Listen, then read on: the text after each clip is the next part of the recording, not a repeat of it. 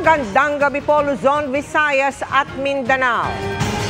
Pumalo sa 45 degrees Celsius ang pinakamataas na damang init ngayong araw na naitala sa Dagupan sa Pangasinan. 39 hanggang 44 degrees Celsius naman ang heat index sa Western Visayas kung saan ilang lugar ang nagkansela ng face-to-face classes hanggang bukas. Sa isang bayan naman sa Mindanao hanggang April 15 walang face-to-face classes dahil din sa sobrang init. Nakatutok si Eileen Pedroso ng GMA Regional TV 1 Western Visayas.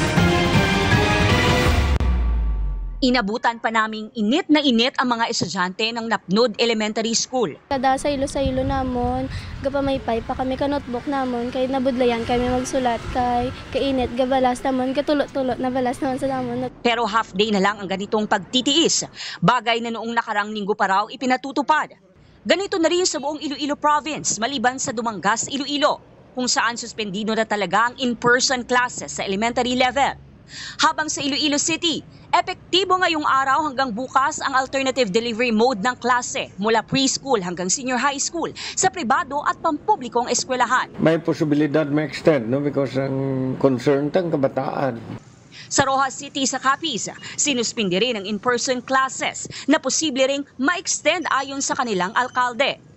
Wala ring pasok ngayong araw, ngunit magpapatuloy sa modular learning ang mga estudyante sa preschool hanggang senior high school sa Bacolod City.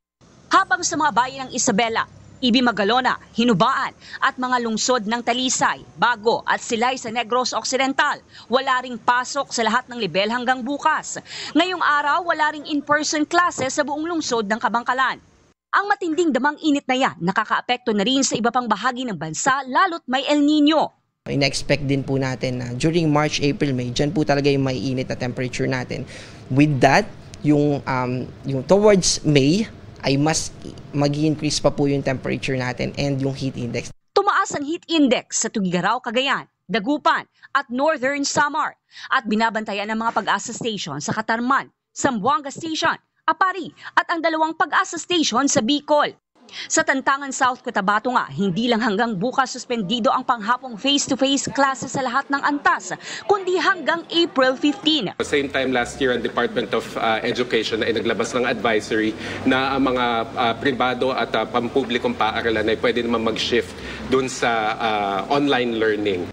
Mayroon din kapangyarihan ng mga LGU na magkansela ng klase at mag-shift sa online classes. Kung kayo po ay nakaka-experience ng extreme heat sa inyong lokalidad, nasa sa inyo po ang kapangyarihan po para i-shift ang inyong face-to-face classes to online classes. Sabi naman ng DepEd, pinapayagan magsuot ng mas komportable ang mga guro imbis na uniforme.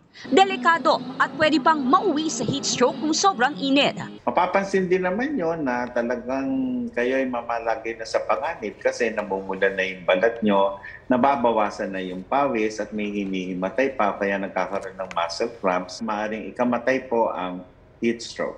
Paalala ng Department of Health, dalasan ang pag-inom ng tubig. Mula sa GMA Regional TV, 1 Western Visayas at GMA Integrated News, Eileen Pedroso. Nakatutok, 24 oras.